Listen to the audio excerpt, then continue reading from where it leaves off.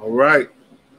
It's 6:30 Monday after a big wrestling event took place yesterday, WWE's Royal Rumble. So we got to give you some Monday Night War as part of our latest Varsity show special. And when we talk about wrestling, you know we got to bring my man Dedrian Colon on.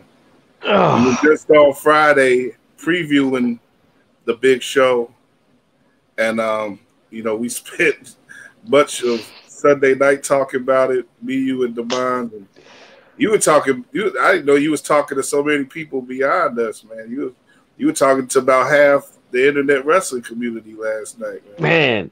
That was the first time I was tweeting you and Demaz, and then I was tweeting and texting too. Julio and Reese of Wrestling Talk, and then other people were messaging me on Facebook Messenger, and then I'm live tweeting the numbers and all the stuff from that's happening on the Royal Rumble on Twitter. So I'm doing all this at once and writing down notes. So it was a pretty tiring event, but I managed to do that and then do some work afterwards. I didn't go to sleep till like 1, 2 in the morning. Man, hey, you put it in the work, man. No doubt. I mean, yeah, it was fun. It was man, that was fun. It was a fun night, and I saw you gave it an A+ rating. You're holding to that? Yeah, yeah.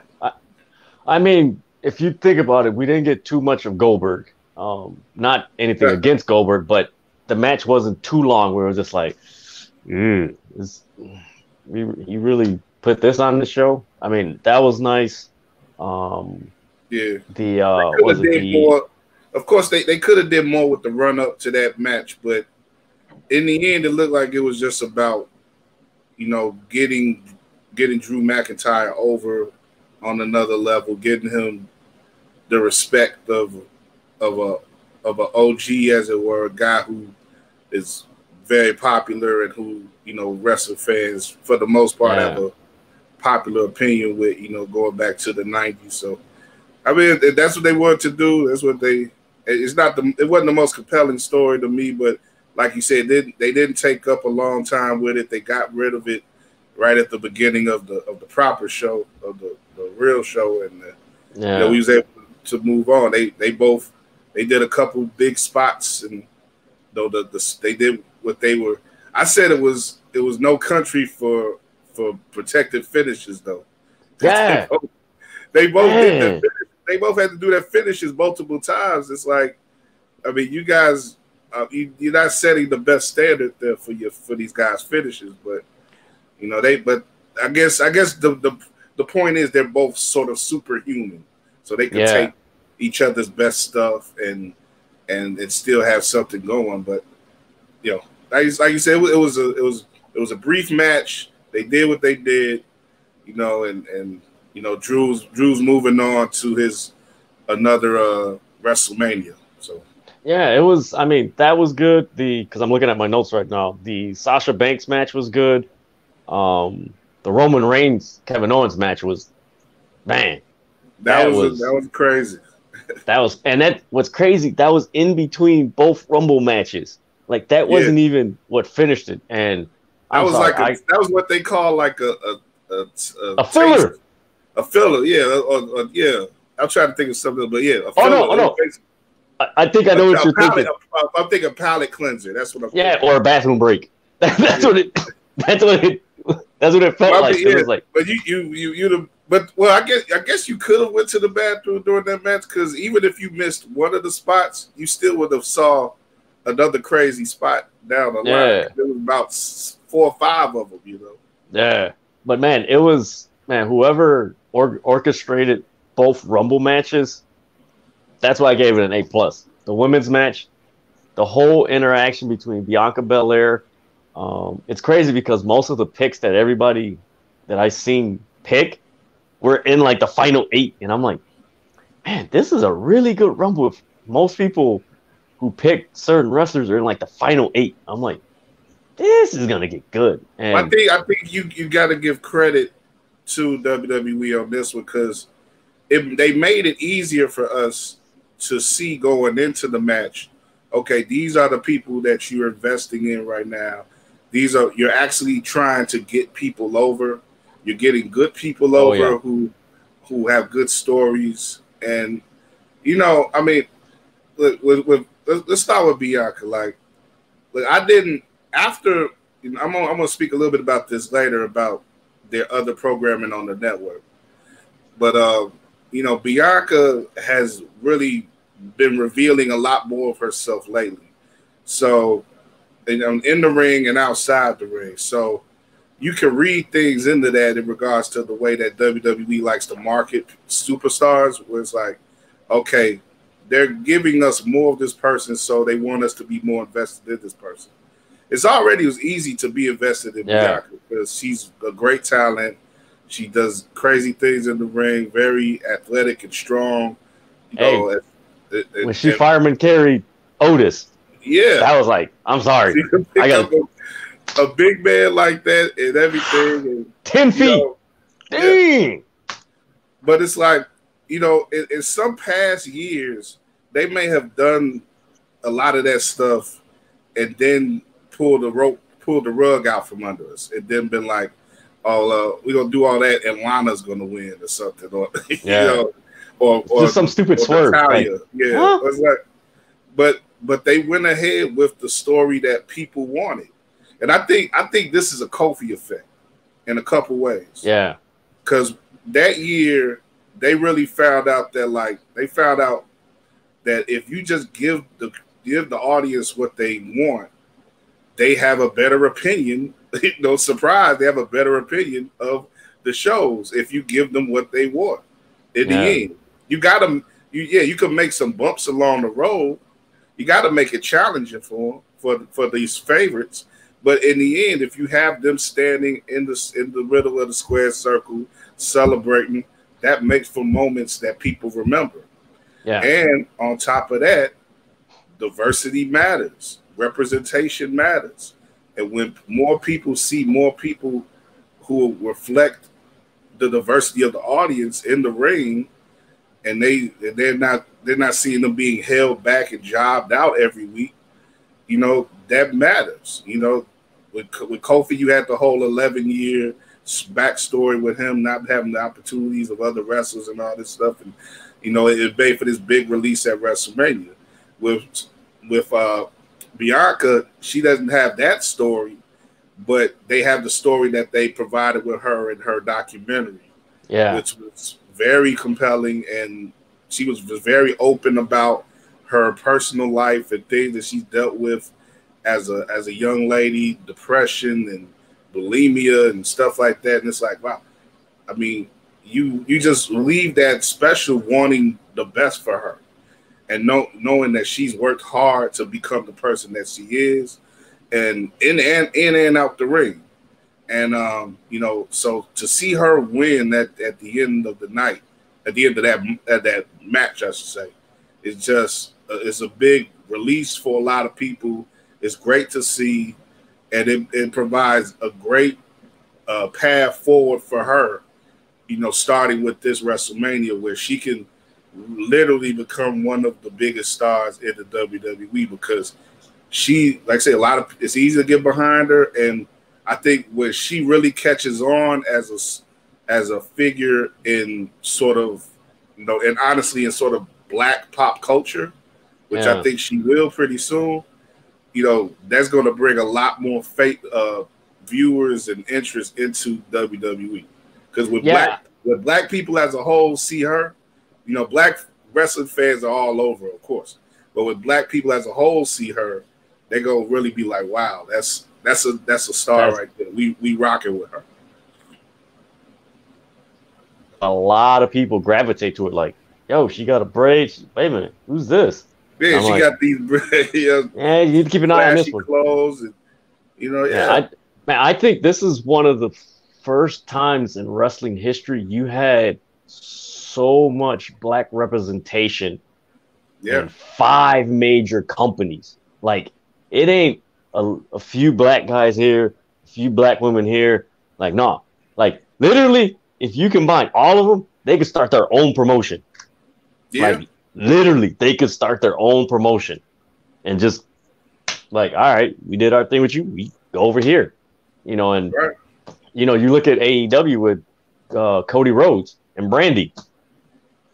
Like, you got a black woman that's, you know, a higher up in a wrestling company. Yeah. Like, yo, she like Stephanie McMahon over there. You know? Yeah, it's like, man, I'm so happy for Bianca Belair. You know, so now it's leaning more towards like Sasha and her. Like, that's where it's kind of like the meter is going. Okay, I gotta go this way. There you go. It's going that way. Yeah, the reading, it's going towards. Yeah, they're both on the same show. You know, Sasha is probably, I mean, chemistry wise, they've worked. I mean, Bianca hasn't really worked much with Asuka as I remember, but she's got to work a little bit with Sasha as a tag team. Actually, I don't know how much they've actually gone against each other, but they've tagged maybe up a few matches in NXT. Maybe a few. I think when Bianca came in, that was when really early when she came in. That was like when Bianca came in. Sasha Banks and Asuka were already like, they were on the way out. Yeah.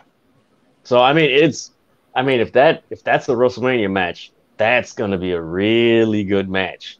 But you saw what, you know, I'm sort of like, man, you know, you got to pit the sisters against each other, but when you see that, that's the potential of that match is great.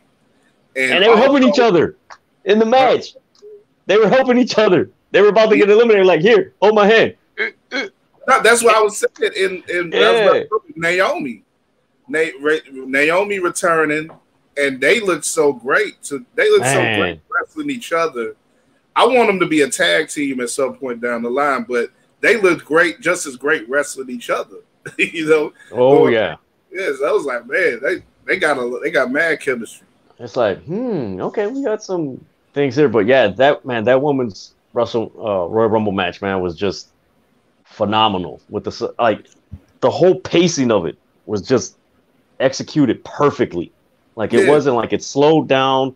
It was boring. It got stale. It was just surprise. It was like they had a surprise, then your regular wrestler, then a veteran.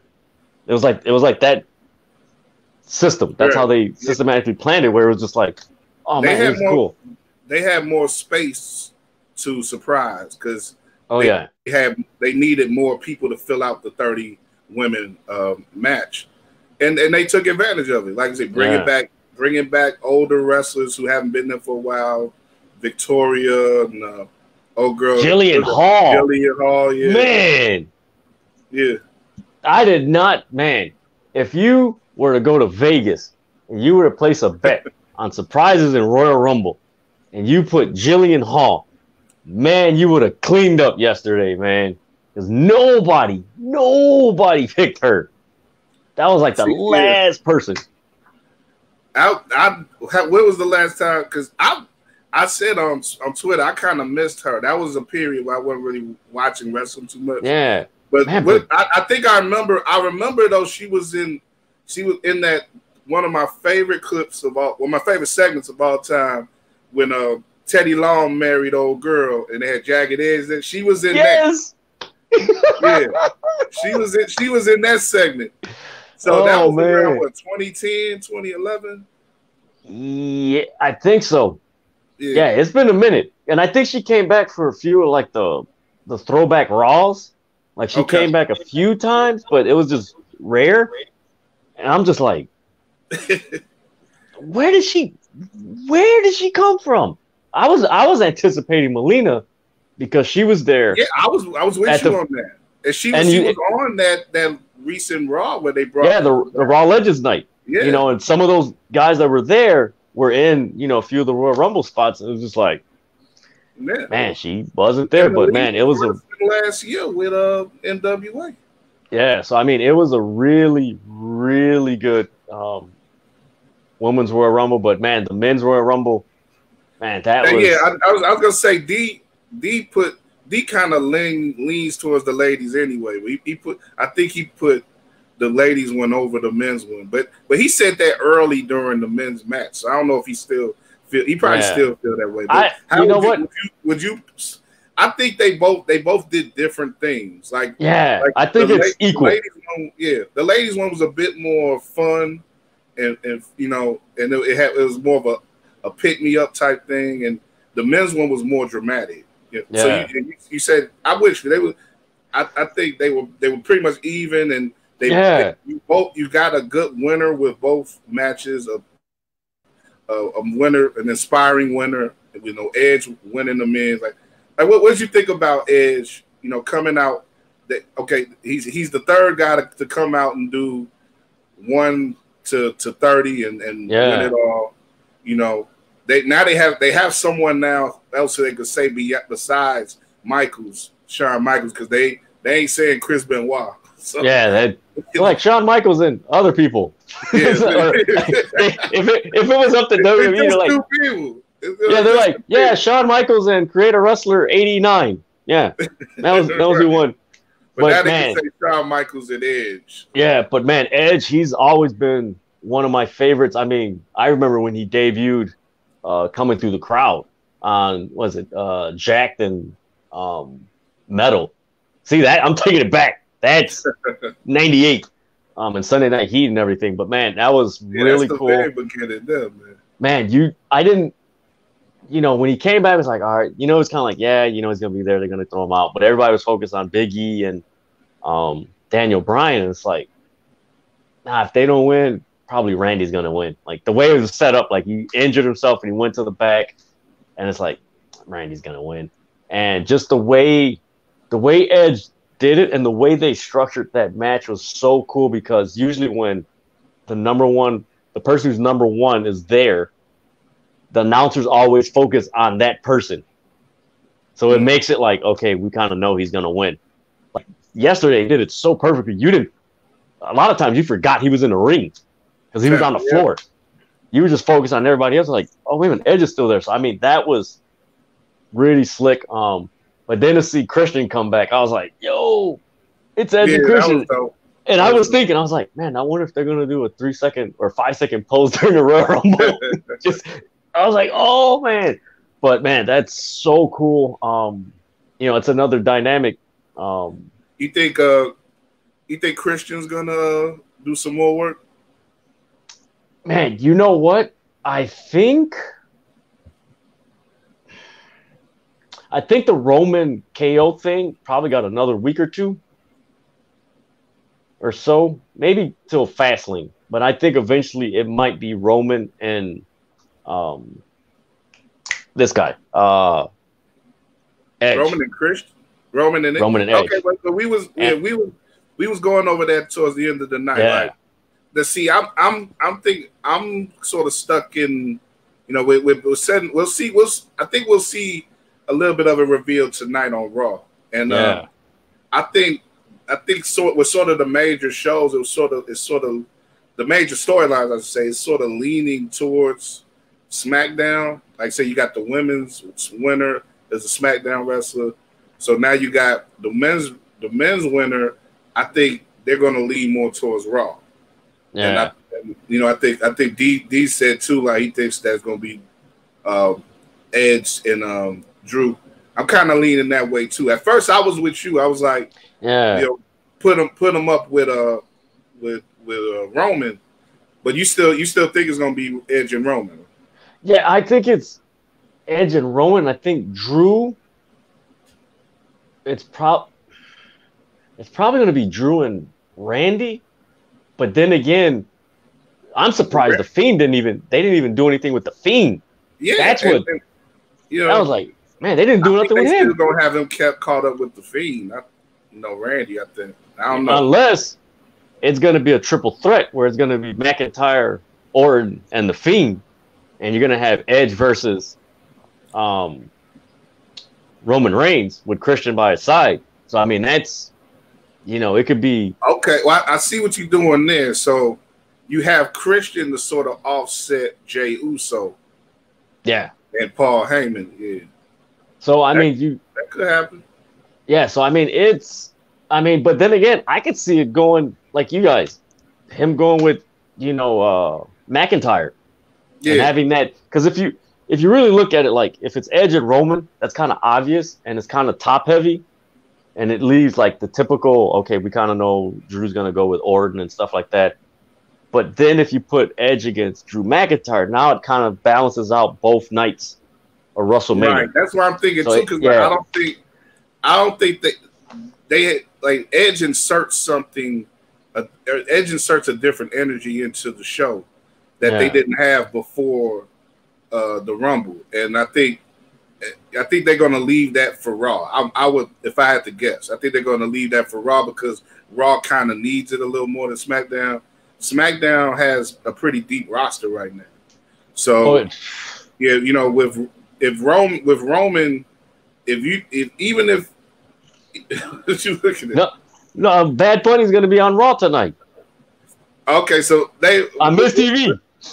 We'll get into that in a second, but I think with Roman, like even if you could continue him with KO with Kevin Owens, or you could do a 3-way mix up with that, or if you want to leave KO alone and push him out, you could easily insert Daniel Bryan or Big E or Cesaro. Yeah. It's a weird. I think is Strowman, is he on SmackDown or is he on Raw? Damn, what? He's been away so long. I forgot which show he's on. But I think when he was on SmackDown because they was he was in that SummerSlam match and Roman was on, that was all SmackDown stuff, but they was on SummerSlam and all that. Well, he'll be on some show. Yeah, I don't know. But yeah, because they always switch him. Man.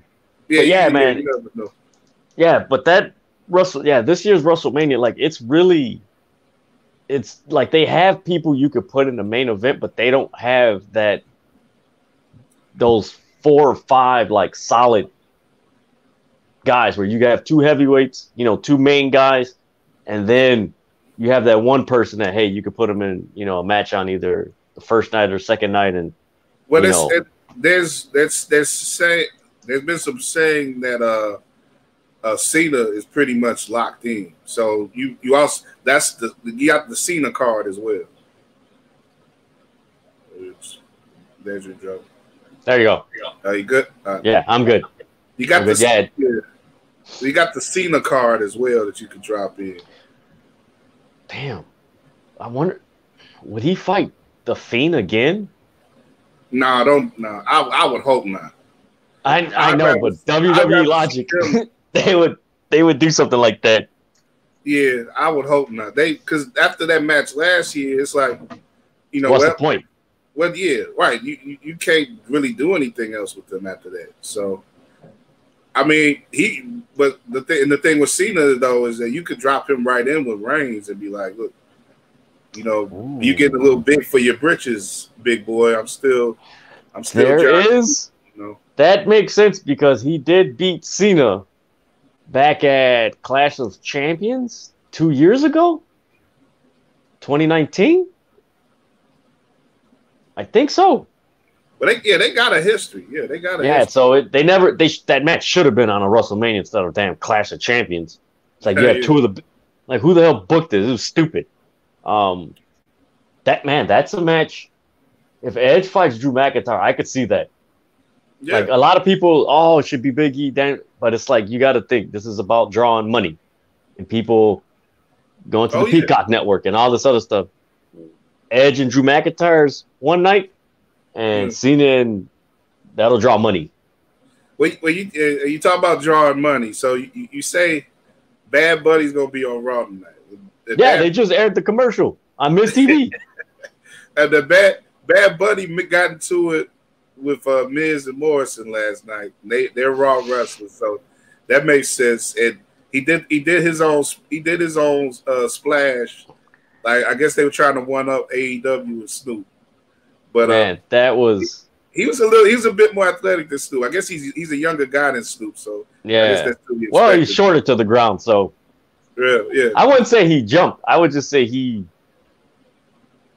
carried himself because like his legs did not just bing, it just it was like when you hear the little sound effect.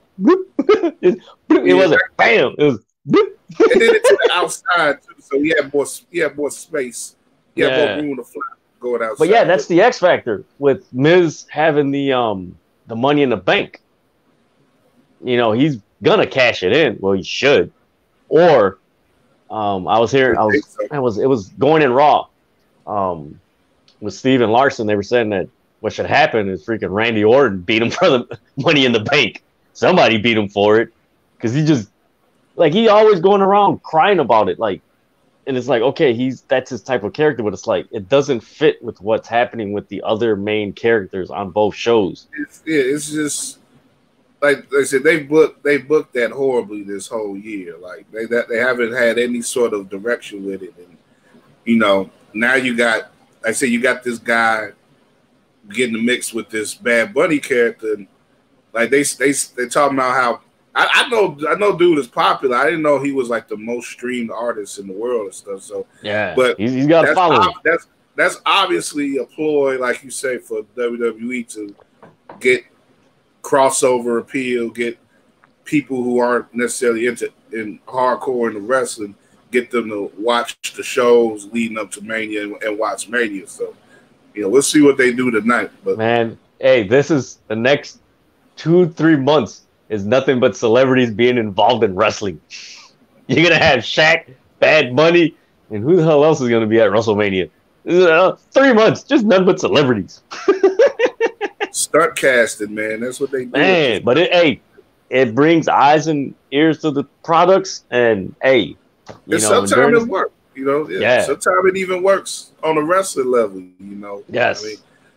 I don't know if Bad Bunny may have some talent, you know. He may be another Pat McAfee or Mike Tyson or something, you know.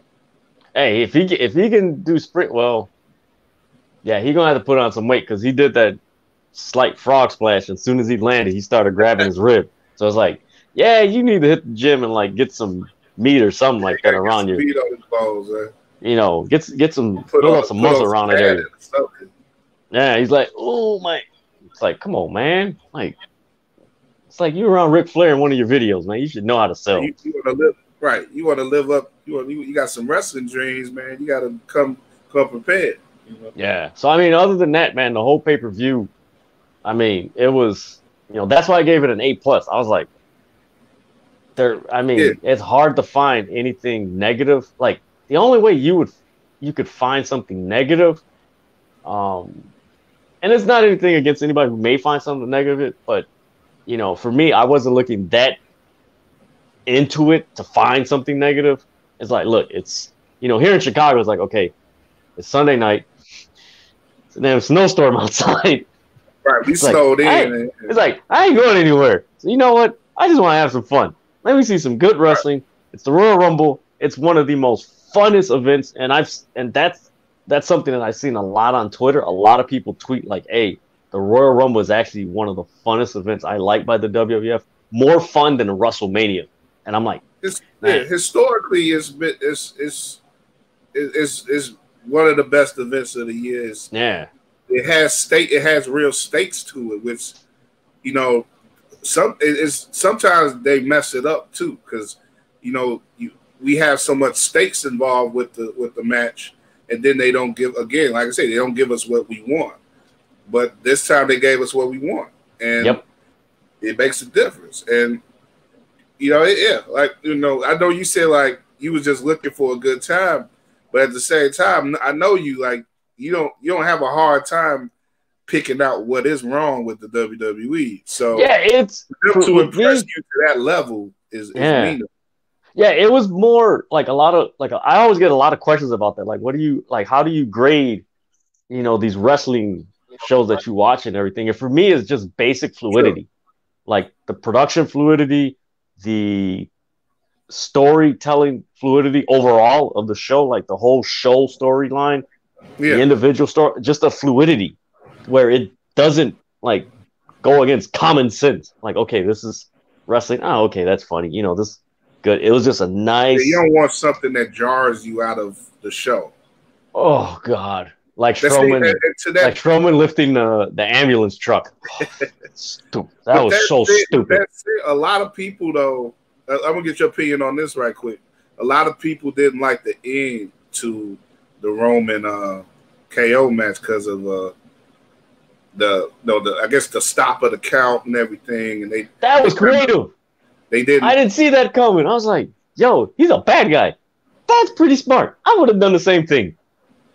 I mean, I'm with you, but I do see what some people say about like the count and like the starting and stopping the count. Yeah, and him like I saw some people say like, well, he could have got on his feet, even though he was low to the ground. He could have like been like a catcher squat type of thing, and he would have been on his feet, and that would have stopped the count too. But wrestling fans tend to nitpick. So yeah, but I mean that match. I mean, it didn't take me out of the match like that. I was just like, okay. It seemed like something he would do when he threw the ref into the thing, and it seemed right to me too. So Actually, I was laughing when he threw the ref to the thing. I was like, that's funny. I'm like, that's funny. And then Heyman came out of nowhere with the keys. I'm like, where the hell was Heyman at this whole time? Like, what the hell was he doing? Yeah. I wish. I dropped out. And let me get on Twitter and took my anger. And it was just, I mean, it's stuff like that. You have to laugh. Like, it wasn't like, where the hell were you at, dude? Like, you're in Tropicana Field. Like, this freaking stadium's huge. You can move around. What were you doing? Having a Subway sandwich or something? Right. That's right. If you can have fun with something like that, so I'm with you on that. Like, it wasn't that big of a deal, Yeah, man. It was. I mean, it was. I was surprised that you didn't see anybody from the NXT India in the Royal Rumble. That I was kind of anticipating because they just, showcased them on Tuesday, and I was like, man, you know what? They might get one or two people. But that may have been why they did the show this week. So there was in the end they knew that they wasn't going to have much space for them, or any space for them. But they I like the choices. I liked they brought a couple people back in the men's side too. I've heard some rumors about Carlito indeed being at least given a tryout, and that's what happened with MVP last year. Like, he came back in the Rumble, and they sort of slowly tried him out afterwards, and MVP took advantage of the situation. Now he's a big figure on Raw again, and maybe that could happen again with Carlito. Yeah, he came out. I was like, damn, this dude's been hitting the gym. Like, this dude, like, what was cool is that, it's more of the eye test. As soon as you saw him in the ring, you're like, man, he fits. Like, it wasn't like somebody who they bring in from the past who haven't been there, and you're like, oh, yeah, they look like they look out of place. Yeah. Like, visually right away, you're like, man, I could see this dude on Raw or SmackDown. Like, oh yeah, they gonna give him a shot. But I mean, I was glad to see Damian Priest and Rhea Ripley in both Rumbles. That was good. So I think from what I heard from a lot of the post-show podcasters and everything, so it seems like Priest and Ripley are going to be on Raw. Both of them. Okay. Yeah. Because I think what it is because Raw is like so thin, they're trying to like stack it up and make it even. I was actually surprised that Adam Cole and somebody else from NXT wasn't in there. And well, I guess them type of dudes, they seem like they're on that show indefinitely. But I think you still could put them in a Rumble. I would Adam say. Cole was there, the year that, oh man, he was there. Yeah, he did appear in a Rumble. 2018. Yeah, he did appear in a Rumble. Yeah, so it's like, you could have put him in there, but it's like, all right. But I mean, there's a lot of speculation. Usually when you see a lot of new guys come up, it's like, and I think I tweeted this like, okay, if somebody's coming, then who's leaving? Because that's just usually how it is. Like, you don't just hoard talent. Like, somebody's leaving. So, I mean, we'll see what. Ooh. I was gonna say that. Are you thinking about Cesaro now? Then. Well, it was. I want to look more into it, but it was reported on was it Pro Wrestling Mania, their Twitter account, that supposedly Cesaro's contract is actually up in April. Like it's coming up soon. Like it's up after WrestleMania. Yeah, so that's a whole thing. Like, is he gonna sign or is he gonna go anywhere? Me personally, I mean, he's been there for like 10. A lot of those guys that have been there for 10 years, like, I would recommend, like, not being a fan, but just like, I've seen you in WWE for 10 years. Go to a different, like, just go. Like, it's like, if you go. The time was different then, because he was. Yeah. Like, you look at a guy like Cesaro, he ran through Ring of Honor. He went through basically all the major indies. His only decision was pretty much TNA or WWE. He went with WWE, of course. Everybody would have. I think he's a little bit too talented for TNA, and he went with WWE. There's been depending on your fondness for dude, you probably think that he should have got a title, at least a title shot like years ago. Yeah.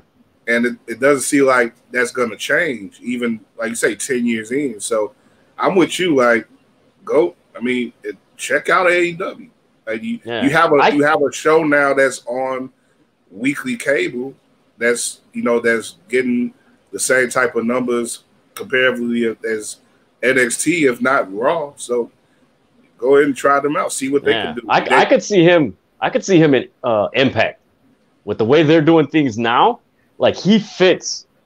Yeah, Impact is a better option now than TNA was than it was when it was TNA. That's crazy. In a matter of like 5 years, it just whoop, and just like, damn, TNA Impact's relevant. It's like, okay. So yeah, you have that. Also with this guy, Aleister Black. Like, I was expecting him to, like, for them to at least put him in the Rumble and just get thrown out.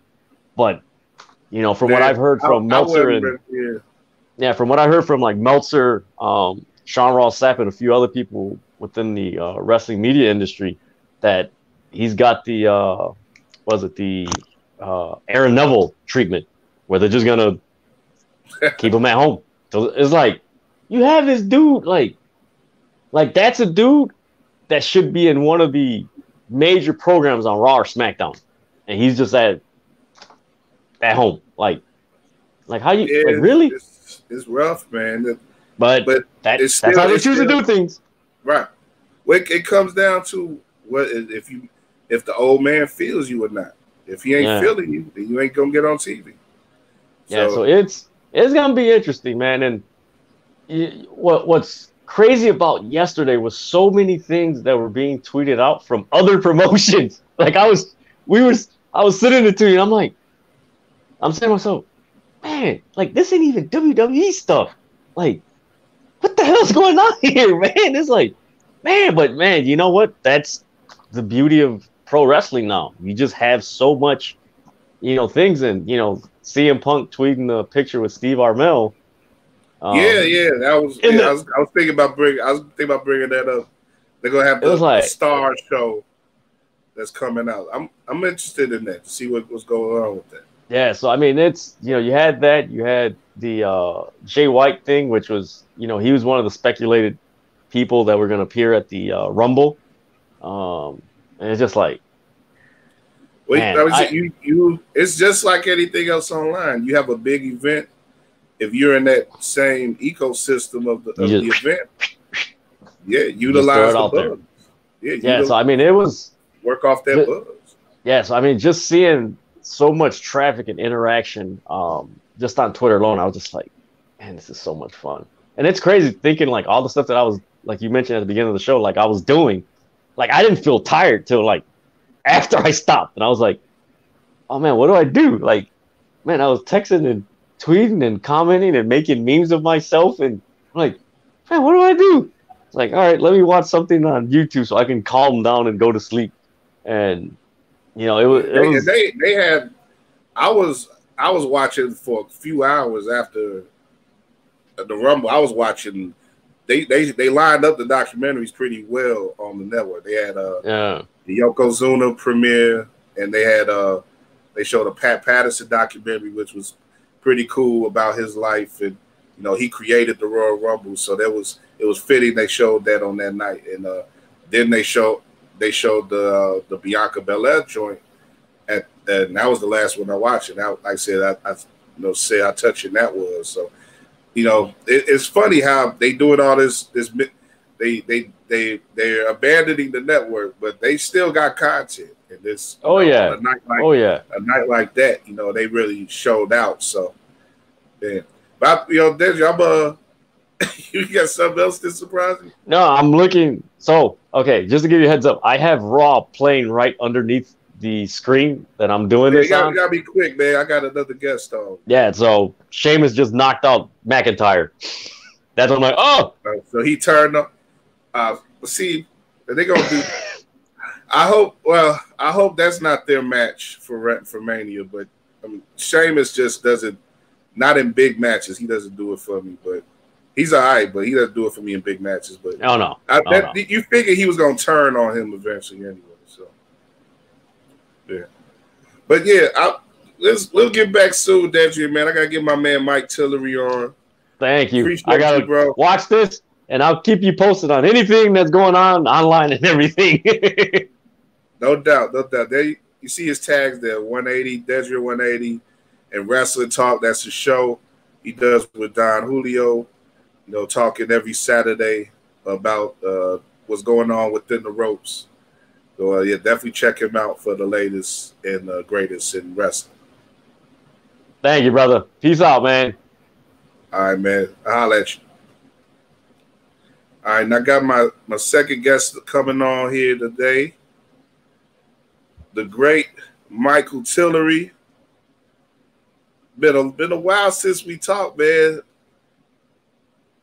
Yeah, let me unmute you. I think you gotta mute yourself. Okay. Yep. How you doing, man? I'm good, man. Just getting off some crazy roads, man. You know, what's crazy? I saw your post on Facebook, man. We was dealing with that over the weekend, man. I was a little worried for you, man. I was like, you know, it's got that real out in Philly. That all that was messing with us this weekend that snowed us in is now bombarding you guys out there out east. Huh? They towing cars. I took a video I posted later on Facebook, but they took every car that is parked on the street, they are towing.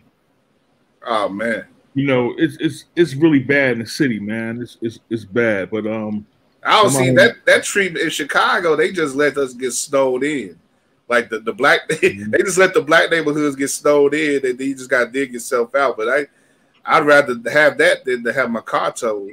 Yeah, they towing everything, man. It's a bad scene, especially in South Philly. You know, they're towing everything, man. The only thing that got me through this drive, because the streets are horrible, was I was listening to Common's High Expectations. Okay. You know, that track with Shaka, man. I mean, that's one of my riding Johns. Right. It got me through that drive. It was very anxious. You know, you're not really worrying about yourself. You're worrying about the people next to you on the road, man. That's the problem. Well, I'm glad you got in, man, and you're able to join me, man. You know, Mike, for those who don't know, is a groundbreaking dude, a trailblazer in a lot of ways when it comes to independent sports media, independent black media, and Starting5.net, you know, of course, is his home, and he's been published and featured in so many different media platforms, and you know, definitely been a friend for a minute, man. You know, I'm glad to talk to you this week, you know, because I wanted to have some people on to talk about football in particular, because this is the Super Bowl week, and you know, Super Bowl week, of course, is so many platitudes about why we love football and all this, and it's a celebration in the name of football in the NFL, and I guess you may share some of those feelings, but I know that there's few people who look at the institution of football with the eye that you do, with the critical eye that you do. So, and I really wanted to get some of that voice on this week in regards to how the league is. Even when it seems like it's doing its best, it's still some issues that's surrounding the league. And one question that just popped up to me during the day while leading up to talking to you is just like, do you think do you think that the league simply has an issue with black leadership? Of course. I mean, at this point, the obviousness of it all is ridiculous. It's interesting because I was talking to somebody else. I had a book deal fall through with a former football player named Walter Beach. Walter Beach is an incredible man, just super smart, cultured, got a gifted wife in all facets, just a cool, laid back, just strong brother, right? The process of writing this book was something. It's unfortunate that it fell through because it was a like fit. It was a great fit. My consciousness plus his consciousness that's experienced and wise. And he told me one thing. Back in 1964 with the Browns, they had very great receivers. Now, I should have looked up his name before I got on the show because I really wanted to talk about this. This receiver was a Randy Moss type receiver, and he set the single game record for catches. They kept him out of the rest of the games because they didn't want him to break the season record. He said the 64 Browns. 64 Browns, yeah. I mean, I'll text you with his name once we get off. And you can do the research for it. But Beach was telling me that on the other side, opposite of this receiver, there was one white receiver. On the side where the Randy Moss type receiver played, there was a bunch of brothers behind him. They called it stacking. This is what's happening to us. We are stacked behind each other in a competitive way while the other side is just gifted positions. It's something that we really have to look forward to. Look into a lot more. Why are these things happening? I'm attacking everything right now in the most passionate way. I'm very unapologetic about how I speak to people. I don't take no shit. It's just how it is. And it's how it's always going to be until I get out of here. So when we focus on leadership, what are we looking for? We're looking for the ability to lead and the ability to win. That guy coming out of Clemson was Deshaun Watson, right?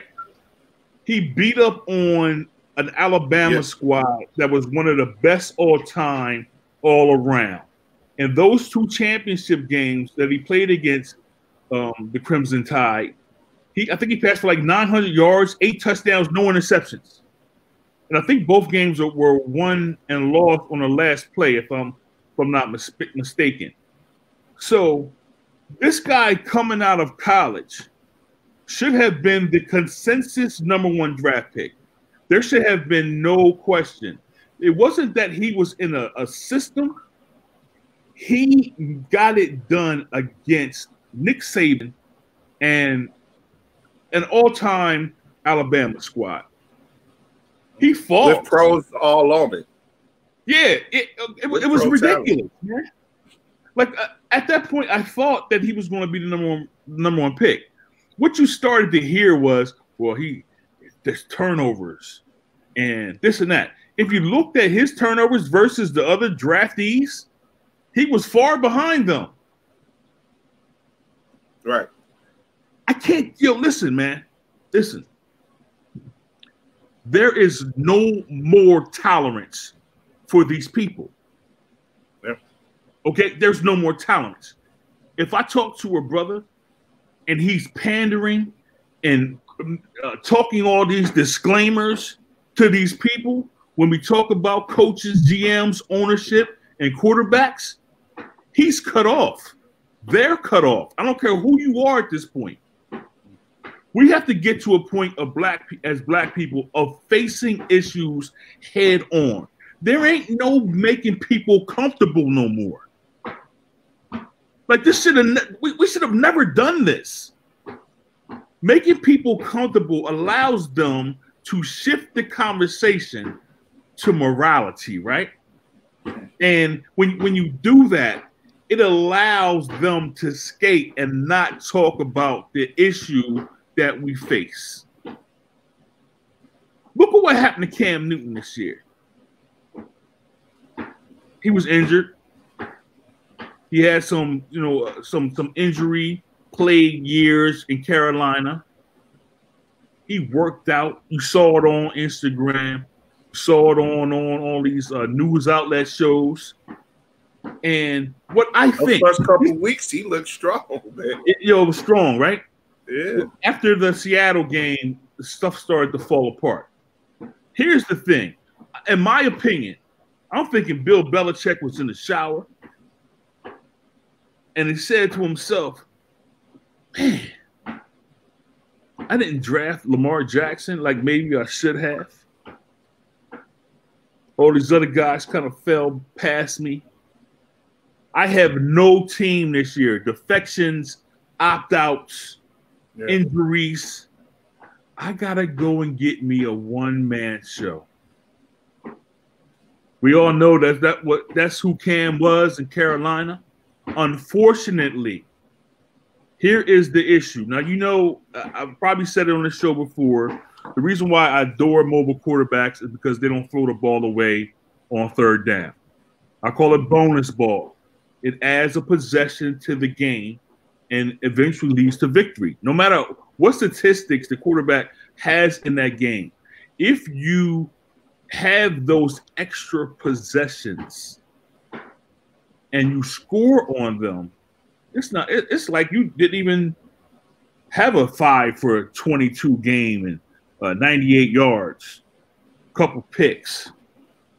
It puts you in position to win the game. Now, we know what Cam did early on with the Patriots. We know the narrative of Tom Brady. Tom Brady wishes he had the ability of Cam Newton. Cam Newton, in my opinion, is the prototype for an NFL quarterback. Big, strong, big arm, mobility, provocative, risk taker. Belichick was like, I got to go get this dude. He went and got him.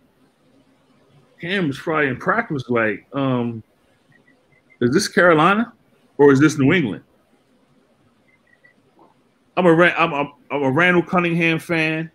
I'm a Donovan McNabb fan. I am a fan of many of the quarterbacks that have came through here. Ron Jaworski as well. The issue that I had when Donovan was here, Chicago guy, was they never supplied him with receivers. In the NFL, and you see this with Tannehill, right? He's not like super gifted. He's good enough. And he got a monster behind him, right? Oh yeah. He also has AJ Brown. Yes. Yeah.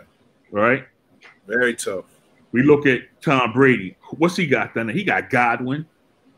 He got Evans. He got O.J. Howard when he was playing, and he got Gronkowski. Mm-hmm. Right? Yeah. Look out in L.A. Look at Buffalo. Look at all of these teams.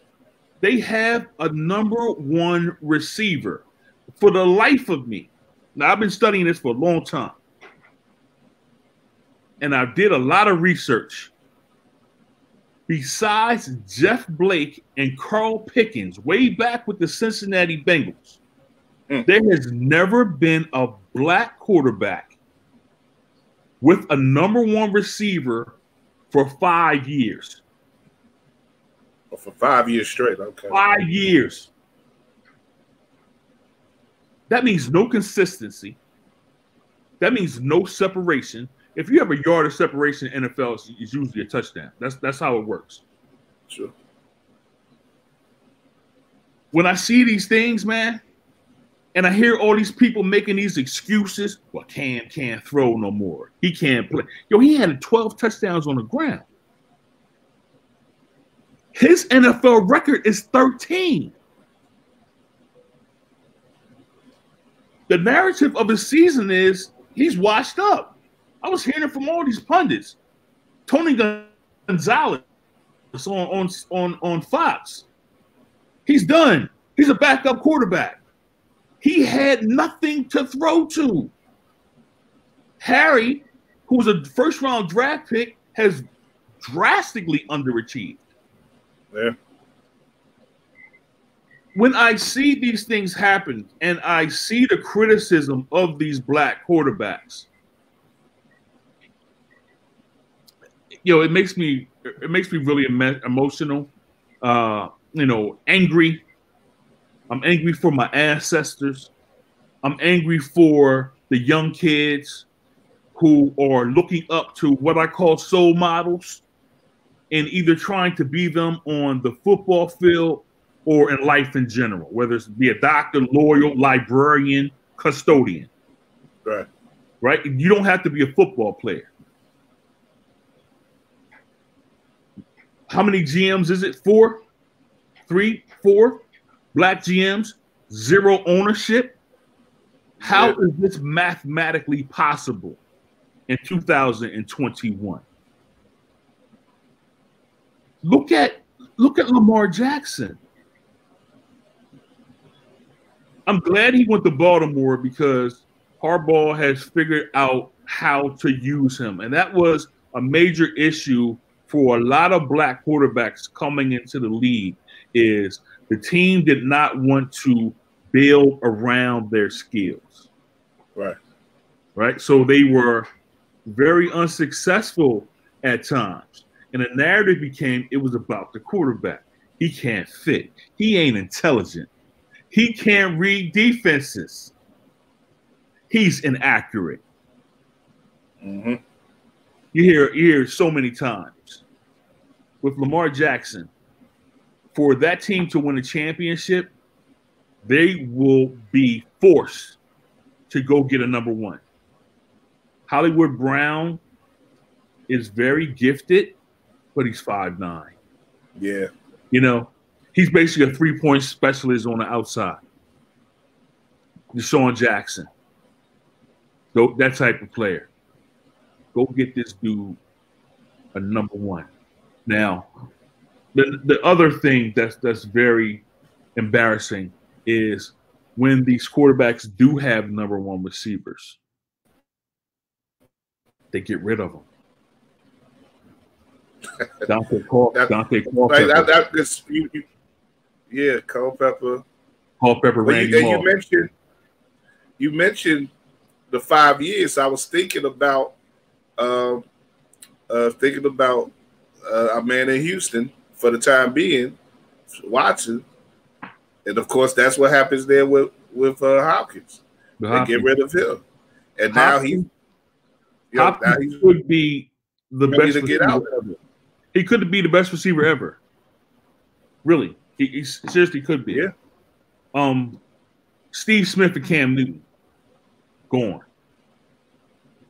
Donovan had T.O. for a year and a half, and they kind of fell apart. Yeah. Here's the thing with me, man. You brought up how I see football differently. I got a lot of friends that played in NFL, you know, and most of those relationships were formed while I was either in the locker room or, you know, doing my radio show. You know, Hugh Douglas, former Eagle, was my co-host for a while. We used to tape in a bar. Right. It was a great thing. I'm cool with him. You know, I'm cool with so many other NFL players. So I'm kind of tapped into their psyche, right? There are things that they don't talk to me about. And I think it's all about defending the shield, right? I was writing an article on Michael Vick when he was here with the Eagles. Yeah. And the narrative was he holds on the ball too long. Right. So what I did was, you know, I have access to tape, and I averaged out the drop back and the release. Michael Vick was better than the average that year. Okay. When you got these pundits, I want to cuss so bad, brother. I'm not going to. You're free to say what you want. You know, but you know, it's something, man. It's really something to see. We don't get to the exact keyword of the conversation that advances the conversation. Yeah. Instead of saying Eric Bieniemy, Leslie Frazier, Jim Caldwell, as if they're the only candidates, right? As if they're the only black qualified candidates. Yeah. There were so many other people, and we witnessed it with the Houston Texans hiring who they did. He was a brother. I never even heard of this dude. Me either. Okay. There's something going on that they don't want to hire Bieniemy. Now we do know the print articles that were coming out kind of saying, you know, he had some past issues or whatever.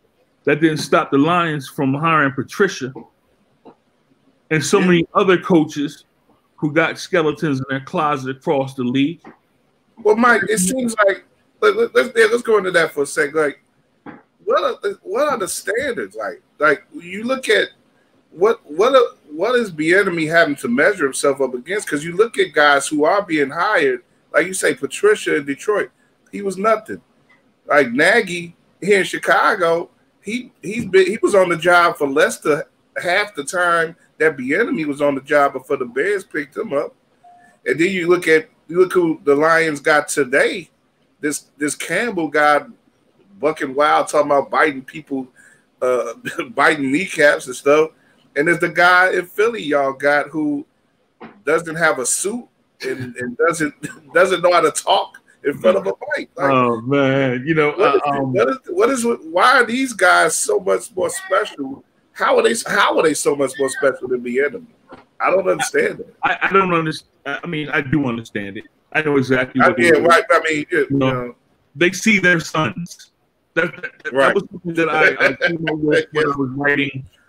Their sons, their brothers, that's what they see, man. And true, and I would never say devil's advocate, you know, because if you're a devil's advocate, that makes you a devil, right? You know, so I don't want to ever say that, but, and I don't like to say but either, because behold the underlying truth. People say but is behold the underlying truth. It's I don't understand how black folks in particular are still watching it. Like last week, after I saw Bieniemy not get a job, I put a post up saying I'm done with the NFL. the reason why I came back to NFL is because I was here in Philly. My boy Howard Bryant, ESPN, good friend of mine. He came here, and every time he comes here, he gets up with me. He also was on a panel with Dr. Harry Edwards, and they were commemorating the 50th anniversary of the Mexico City Olympics, right? That's why I reached out to you, by the way, when I saw your post about Dr. Edwards. But go ahead. Yeah. Okay. So Dr. Edwards, who's a towering man, you know, he looks like your pop. He looks like your pop when you didn't come home before the street lights came on. All right. So, you know, he talked to me. He said to me, he's like, Mike, look, I know you're frustrated. You know, this protest with Colin Kaepernick has to shift. It has to mature. It has to kind of transform into something else. The NFL and its fans needs your commentary. If you're not watching, you can't speak. And if you don't speak, some things that might not be available in terms of information won't happen. And he said, it's not just you, it's a lot of brothers across the country that kind of think like you. You have to continue to speak on it. I said that I was going to reach out to him. I haven't done so yet, and I will this week for some type of advice. I can't do it, man. Yo, I love the NFL. Baseball is my favorite sport. NFL is a second. No. You know, I love playing basketball because of the passion, the camaraderie. Obviously, asphalt, gym, you know, leagues. I played in so many leagues. You know, had a good time. I was a Chuck Barkley type player. You know, this is something, man, and we have to make a decision as a people. Yeah. Of course, we want to support the NFL and its players. Like, I no longer have a team. I just follow the players, and it allows me to scrutinize each player more so than if I was a team, because that heart leads you to support the team to the utmost. Right. Once T.O. left, my support for the Eagles began to fray. When they traded him to D.C., of all places, I was done with them. I look at it like this, man. There's a lot of people say, you know, what you mean? I love the Eagles forever. Can't nobody tell me whatever. I'm going to love the Eagles to the day I die, to each their own. I say this to you, though. If your wife is cheating on you, and cheating on you, and cheating on you, and cheating on you, and you still take her back, and she still cheats on you, that's your fault. I look at the same thing with these organizations. If they continue to demean you in terms of insulting your intelligence with these moves, why do you still follow them? Like, what is holding you to following this team to where your intelligence is being relieved of all rationale? Yeah. This guy that the Eagles hired, I understand, because he was from the Colts, and you know, there's the Wentz connection and this and that. Jalen Hurts, man, you know, what is forgotten here is his first start was against who? The Saints. Yeah, right. You know, he beat the Saints. He was the best player on the field. Great game, yeah. Okay. It wasn't talked about. Well, we don't know if he's a quarterback. We don't know what we have in Jalen Hurts. So let's see what's going to happen next year with he and Wentz. Yo, these people here in this town hated Carson Wentz. They hated him, man. As soon as Jalen Hurts was named the starter, the compassion came to the surface. And it didn't boil to the surface. Even from the white folks. It was a tsunami. And they said, okay, well, Jalen Hurts threw a couple interceptions late and, this and that. His first touchdown pass was on 4th and 19. First touchdown. That guy is a god in football. If he does not get a shot here next year to start, get him out of here, man. I don't want these dudes as youngsters ruined. I watched an interview. It was an ESPN interview, I think, with Jalen Hurts when he was in transition from Alabama to Oklahoma. So he had not played that Oklahoma year yet. And we saw what happened. He was a Heisman Trophy candidate. I thought he should have won. Everybody was saying it was Joe Burrow. But if you combine the stats, his rushing yards and passing yards, he was not that far off from Joe Burrow. And he had 50 touchdowns. Yeah. All right? So you had Kyler Murray, Baker Mayfield, Jalen Hurts. The two previous won the Heisman. So all of a sudden, you're going to stop here with a guy who has the mold of what the NFL does not want to take over. Jalen Hurts is a strong runner. He has an arm that's enough to get the ball where he needs to get it to. And he is a leader. In that interview that I alluded to, I saw a focused genius who was speaking from the tutelage of his father coaching him up until college, right? And this guy, he just went. I knew when the Eagles drafted him that he was going to get on the field. The problem is, if the perception is so crazy, right? This guy played under Lincoln Kennedy, right? Right? Played under Lincoln Kennedy, had, I think it was like a 3,700-yard passing game. I think he had like 1,200 yards rushing. It was ridiculous. It was a ridiculous year. What made him fall to number 53 to where you think that Joe Burrow is so much better than him that he's not even in the conversation of number one pick? In my opinion, Jalen Hurts should have been the number one pick in the draft. This is not a diss against Joe Burrow, but Joe Burrow needs help. These cats that can run and throw, you can have a faulty offensive line, and they will matriculate down the field in those bonus possessions that I talked about earlier. They do it alone. If you give them talent, my God, man. The only time this really happened was with Randy Moss and Randall Cunningham and Dennis Green. That's what I think the biggest issue is. They don't want black coach, black quarterback.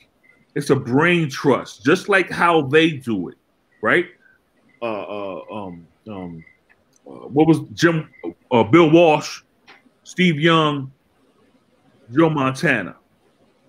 They are him on the field. Extension, yeah. Extension. Yeah. Romeo Cromwell is from Chester, Pennsylvania. He's a friend of my father's.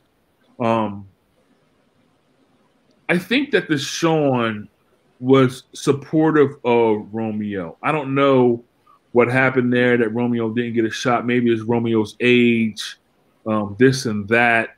All kinds of other goddamn excuses, right? There's always if a brother fails in one spot too, he doesn't get the same benefit of the doubt as the other coaches. Look, there's a common factor with who has beat Lamar Jackson in the playoffs. Anthony Lynn, Leslie Frazier, okay, and it was Tennessee's coach Vogel, right? Right, yeah. Rabel, yeah. Okay. Right. Also, this is the other thing. So Detroit had a quarterback, Matthew Stafford, 9 years in the league, number one pick, all kinds of money. Megatron, dudes on offense, right?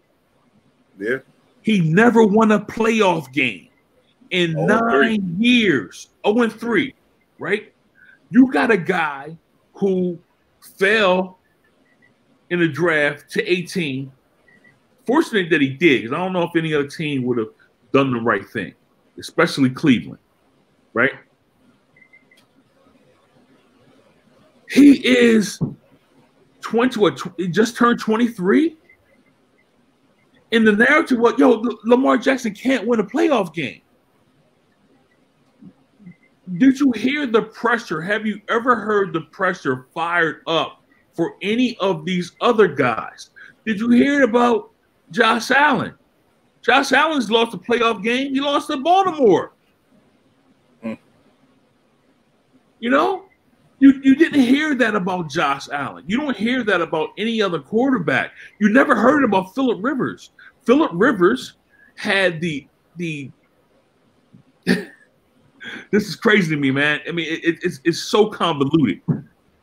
He had 2 100 touchdown performers, one in Gates and the other a Hall of Fame running back. Oh yeah, yeah. The Danian. The Danian, man, didn't do anything. He didn't do anything with those players, and they weren't the only players on offense. Oh no, they have some talented teams, yeah. Talented teams, talented coaches. This guy never caught any rep for not doing anything in the playoffs. They are putting him in the Hall of Fame based on numbers. He threw for another 300-yard game and lost in the playoffs. That's his MO. He throws for 300 yards but loses. When you keep talking about these dudes and throwing the ball all the time, oh, they got to throw the ball. You got to throw the ball. They ain't winning nothing. Between Aaron Rodgers and Drew Brees, they got 2 Super Bowls for all of their accolades and everything they've done on the field, and they have been great players. The wins ain't there, man. The wins when it count are not there. So when they scrutinize these young players, Patrick Mahomes is so good that they can't talk about him. But I'm telling you, they would. Let him lose this game and have a bad game on the 7th and see what they start to say about Patrick Mahomes. All of the love will start to fall. It truly will. I'm watching this, and I'm not just a football fan. Obviously, I do what I do with the pen and coming on shows like this to try to, get people to understand that everything has to be sped up. Social media has sped up the world. So with that, so also should the information. No one should be ignorant to the exploits of any athlete now. Everything is right there for you, but you got to look. Like, how many MVP votes do you think Deshaun Watson will get this year? I don't think he's going to get any. Yeah, it don't look good for him, and he had the best statistical year of any quarterback. He's had one of the best statistical years ever. Yeah, like ever. I didn't know he threw for 5,000 yards. Yeah. No, I didn't know that. It's not. It's crazy because I remember watching him, and particularly against the Bears late in the year. It was one of those games that the Bears picked up that got themselves in the playoffs, but when they really shouldn't. But he was such a one-man team. It was striking how much, because in football you're not supposed to have one-man teams, but that was one of the clearest examples I've ever seen of one man completely carrying an entire football team. And it's ridiculous. Like, how do you as a franchise, how do you get yourself in that situation? You got yourself in that situation because Chicago drafted Trubisky. Yeah, we Trubisky played 14 games. He played 14 games, right? At North Carolina. North Carolina has never been a powerhouse football. Even when Mac Brown's still there, right? I think Mac Brown's he's there currently, Okay, so you draft this guy over the quarterback who, when the lights were the hottest and shined the brightest, he beat that Alabama team that we talked about earlier. But Mitch was humble and drove his grandmother's car. Like that. Had a lot of picks too. You know, he had a lot of picks. I am not one to suffer fools. I am not one to suffer these ignorant, unintelligent, just straight pandering, bullshit ass writers. I don't care if you my boy or not. I don't care if you've been on my show. I've been cool with you, broke bread with you, mess with your sister. If you were out here talking this dumb trash about these quarterbacks still, as if you don't think that I have the knowledge, my knowledge of sports goes back 50 years. It has to. I have to arm myself with intelligent information. Yeah. So when I go on a conservative show or whatever, they're thinking, oh, this is the black guy. This is the black guy. We can attack his blackness and get him to be a hothead, and that's going to be the show. But when they talk to me and they throw their narratives at me as if I'm not an intelligent man, and I give them exactly what they did not want, but I say it in such a way that they got to be cool with it. But you can see in their faces. You can see the discomfort in their faces, like, oh my gosh, this dude's way too black. You know, it's something, man. It's been a process. I've been a coach, obviously a father. I've been a husband. All of that kind of factors into what I speak or what I write and what I choose to accomplish. I'm writing a book right now. I'm almost finished it. I cannot say much about it. I will say the title. It's called Dream Come True. Okay. Okay. Is it like a memoir or it is a horror fantasy? Oh, it's a fictional book. Yeah. Yeah. Okay. And good Lord, it is writing itself. It just falls out of my mind. And I'm trying to write it as much as it goes. I thought it was going to be a 200-page book. I'm up to 350 now. I got a little old lady editor. I ain't gonna call her old. I'm sorry, Carolyn, but I got an editor who is a jazz and NBA aficionado. A little white lady from Shakers Heights, Ohio, right? Oh. She knows my style. She has the ability to check me. She needs my poetry to flow, and it encourages me to talk about what I need to talk about and get the points across. I'm hoping that the book will be done, and I can look at like a June publishing. Would you consider this is this like a passion project of yours? Because like it doesn't, right, you had your history of nonfiction writing, sports writing and stuff, but this seems to be something that really is coming from a different place for you. Well, I have tried to well-round my pen. So I've written politics, religion, music, other forms of entertainment, trying to do whatever I can do to make sure that when I do write a book that it's going to be all-encompassing in terms of style and technical form. Okay. This book is something I'll say this. So the Dream Come True is a dream that I had that ended up being something that just started a chain of events.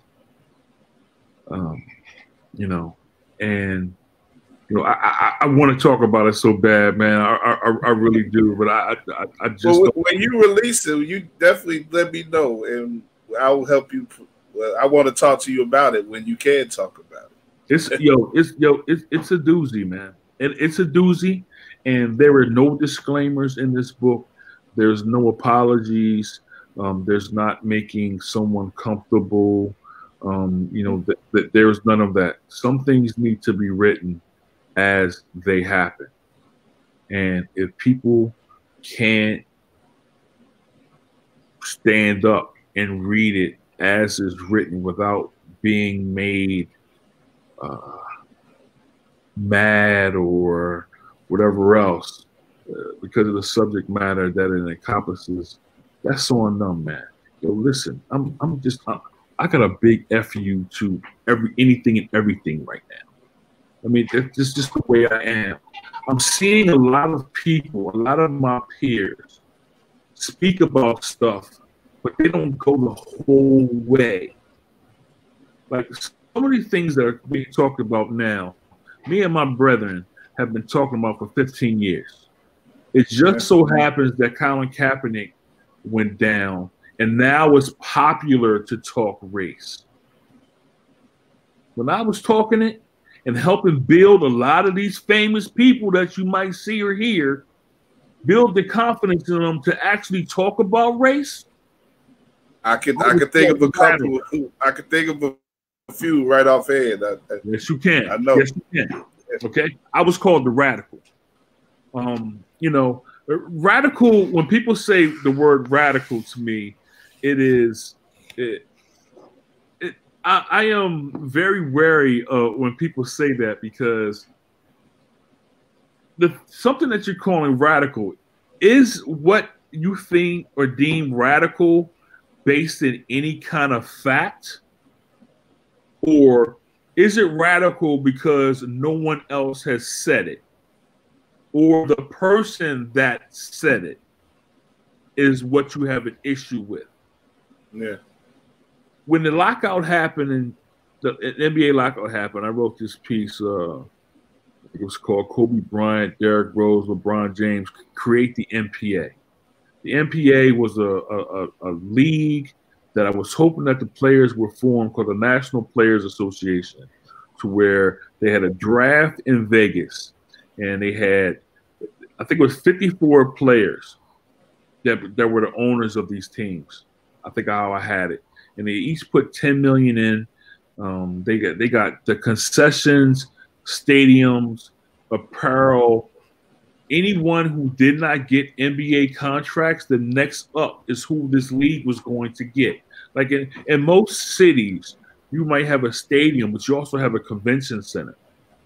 Sure. So that's where the players could play their games. So a lot of people are saying, well, it can't happen, this and that. No, it can't happen. It can happen. All you got to do is hire qualified people for positions that are not on the court. It's as simple as that.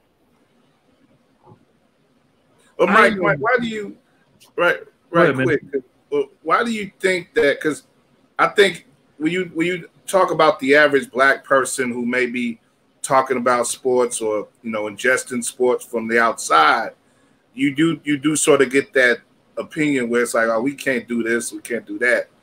But with the athletes themselves, is there a similar defeatist feeling that you notice, or is it like, or from have you heard like athletes themselves talk about, maybe we should put money in and try to do this, such a thing like that? Well, before I get into that, let me just say this. A lot of players were calling me up and asking me what are we negotiating, because I'm very adept about the league CBAs. All of the league CBAs are online. Each of them are like 500 pages long, so it's a long read, but everything that you need to know about sports is in there. And I implore every fan of sports to read them, because it will change your perception about sports based on the information that's in those collective bargaining agreements. A lot of players call me like, Mike, what are we negotiating? All right. The NBA has relationships with like 250 countries. NBA, England, NBA, Germany, China, this and that. None of that counts for domestic money. The players get no money from jersey sales in Europe, Africa, and Asia, South America. Oh, right. Okay. So the owners basically took all of that money away. If you look at America and place it against the whole world, it's so small, right? There's all of that world around. So that 9 year, $54 billion media deal that the NBA signed makes sense. That deal came from LeBron James going to Miami and all the talk around that transaction. It finished so many of our peers. It's already talked about. They still talk about it. Yeah. You know, your question was, man, I'm sorry, man. I'm sorry. No, I was just saying, like, the players. Okay. Yeah. Do they have a defeated? Do they actually have like these feelings amongst themselves where? Because I know you've advocated stuff like that, and I've talked with other brothers in media and such who've advocated stuff like that, even regular fans. But do the players themselves see or foresee a point where they can, bank together and maybe do something independent of what, of the leagues that they're in already? We're in an era where player movement, specifically in the NBA, is something we've never seen. So there's a lot of independent wealth that is happening. It's not just on the court. It's also obviously the endorsement deals and apparel and everything else, right? Yeah. When an NBA player, if they're in their hometown, right, they just beat somebody, right? When they go out into the parking lot, what kind of car are they getting into? Like, they ain't getting into no Volkswagen Beetle. No. Okay? So very they expensive. Go home. Did you see the movie Fatale with Michael Ealy in it? Michael Ealy and Fatale is Michael Ealy. Fatale. I know what you're talking about. I haven't seen it though. You need to watch that movie, and you need to see this house that this brother had. He was a former college player who turned agent. That house was one of the best I've seen in a movie or otherwise. It was incredible. These dudes are going home to houses like that. Where's the incentive for them? Like, they are the upper 1% of 99.99999, right? Sure. They're one of them points. Can you imagine what the income gap would be without Black athletes, entertainers, and musicians? Can you imagine? It's horrible, man. But these folks, and as gifted as they are, they've been doing it since they were 6, 7 years old, and just going through all kinds of leagues and going through turmoil here and there. Very lucky to come out and being able to make all the money that they have. They got all their family support, their friends, their spouses, former teammates. All kinds of stuff leads up to them not having the incentive to want to do this. I think it's going to take a guy like LeBron, once he retires. I'm sure that he has ownership aspirations. I haven't talked to LeBron in a long time. I text with his right-hand man, Randy Mim, occasionally, to get a sense of what's going on with them. But if you don't have the incentive, there won't be the drive to want to own collectively. Like, you're going to have a couple guys who want to own teams based on their wealth. I mean, because all these these crazy contracts now, you know, guys can really bank millions and millions and millions and let that money work for them to when they're 50, 60 years old, they might have enough money to be able to propose and pitch a deal to the various leagues for ownership. Ownership is a must. It is a must. It should be something that when you talk to a young basketball player at 6 or 7 on asphalt, I just went past a court in Philly where there was this kid out there in the snow. The ball didn't even bounce, man. He would shoot it, pick it up, shoot it, pick it up. I sat there and watched him. It was impressive to me. That kid might be someone who we're seeing on TV someday because he's out there. That determination to play ball. Yeah, but those are the type of people that we should be talking to about ownership. There are 5 spots, 13 spots on a bench, 5 spots on a court. It's mathematically impossible. You could be the greatest player your high school has ever seen and not even get a shot. Yep. The same thing with your college. There's seniors walking around right now that won't get a shot to play in the NFL, NBA. It's just the way it is.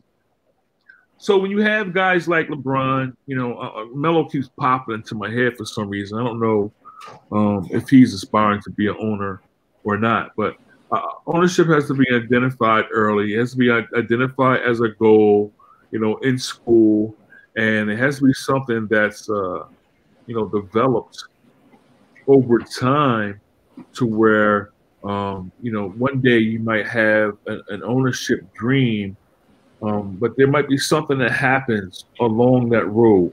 It's like when you're in college and you haven't not decided on your major.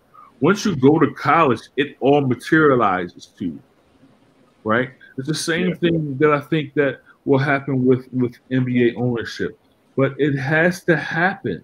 Like, I don't care if you get 20 of these dudes together and buy a team. It has to happen. Right. I would hope so. And you know, maybe this, like I said, with this generation, we've reached the point where, you know, they're setting a new standard amongst themselves and a new hunger, a new, you know, wanting for something more than to just be a famous basketball player and to be on TV after they're done and be famous. You know, like I said, they have to be invested in the institution that they've created, that has made so much money and has maintained so much wealth for so many people who are not them and who are not in their community. They have to take some of that back. They have to want that for themselves.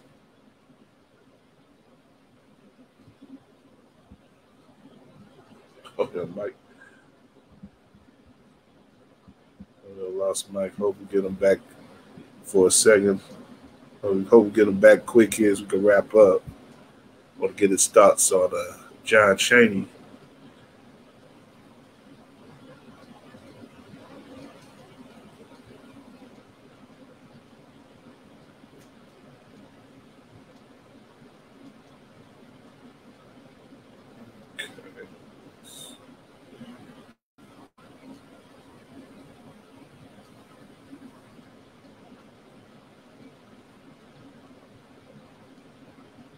Thanks to everybody who's checked out the video, and keep watching for more war content, war media.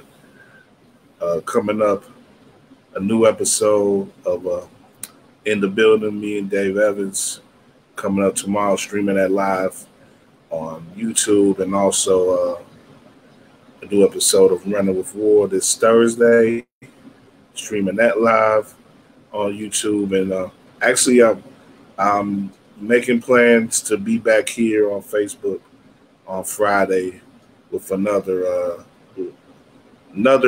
football sort of focus show, maybe 1 or 2 guests to speak about the big game, as it were, and football related issues. But let's see. Try to get Mike back on quick.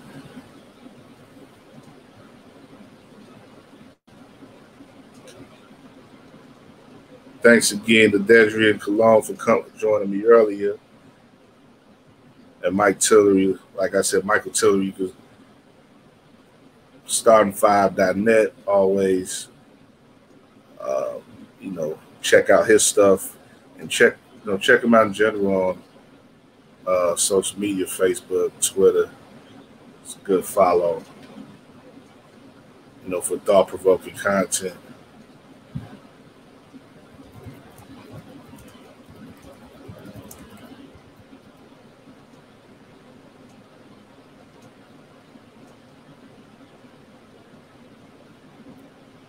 While I try to get them back on, let me say it's, I guess, a quick thing.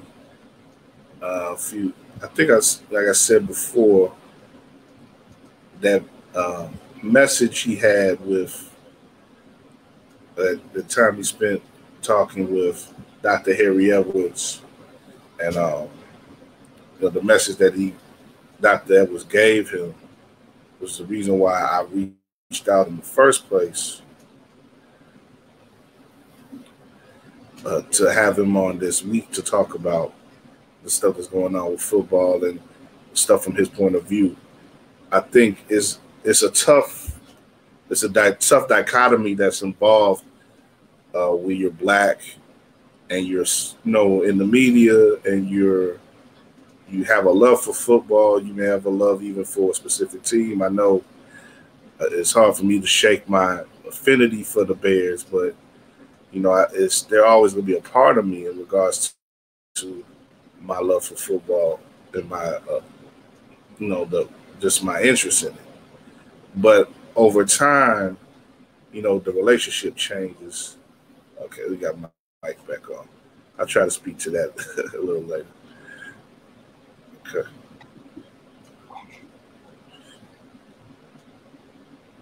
All right, Mike? Yes, sir. Okay. You good? Yeah, man, I'm good, man. I saw a flash of lightning outside, and then the power went out. It's come back on, but oh man, you got the snow and lightning. Huh? Yeah, man. I kind of live in a valley, so the Wi-Fi is kind of shady here. Well, I was getting close to wrapping up anyway. I don't want to take up too much more of your time, but I'll be remiss though if I didn't speak to you about if I can get some word from you on John Chaney. I want to, in the wake of his passing, and I see a post. I put up a post on your page, on your Facebook page. You say that you were his last interview before he retired, right, from Temple. And I just, if you just want to give your overall thoughts on Coach Chaney and his legacy. It was interesting, before we broke up, you were going into the whole thing about, how hard it is for the average person or even the above average basketball player to reach the NBA and how the competition is fighting for those 13 spots on a roster. And it made me just think of some of the messaging and some of the stances that Coach Chaney has taken throughout the years in regards to the importance of education and, his willingness to really go to bat for students and go to bat for young black men and make sure that they were in positions to make something of themselves and put themselves in positions to, do something in life, along with being good basketball players and not just being, trapped by their ambitions of being basketball players. I don't know if that is that a good reading or is there anything more you want to add to that? Oh yeah, what kept, as you were talking, what kept pounding my brain was Prop 42, Prop 48. Those things kept a lot of very good basketball players off college campuses. John Thompson and both John Chaney went out and got those guys. Yeah. He transformed them into students and ultimately into great men, fathers, coaches, administrators, and a myriad of professions. When I was doing an interview, and it's a memory that I always have, I get choked up talking about John Chaney, man, because John Chaney is part of a triumvirate. It's John Chaney, Wilt Chamberlain, and Sonny Hill, all friends. John Chaney should have been. That's like the Mount Rushmore of Philly basketball. It is, and they grew up as friends, man. And both Sonny and John had great basketball ability. They were just born in the wrong era. They had a chance to play. Obviously, it was fortuitous that John Chaney didn't make it because he became one of the greatest coaches to ever coach. When I was doing this interview, my cousin, he was maybe around 21 at the time. He had just gotten into a really bad accident to where his aorta was severed.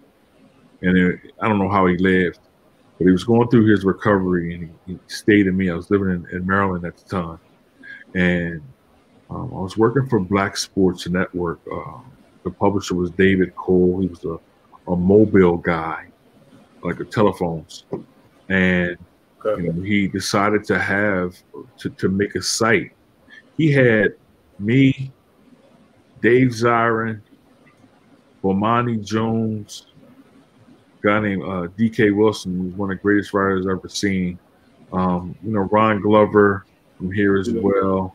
We were all on his site at the same time. This other guy named Desi Cortez is a very gifted writer as well. He had all of us on his site. And writing with all of these talented dudes gave me even more power within myself to be able to write alongside of all of them. I think that with any human, if a human is placed in an arena where greatness is surrounding him, he will become great.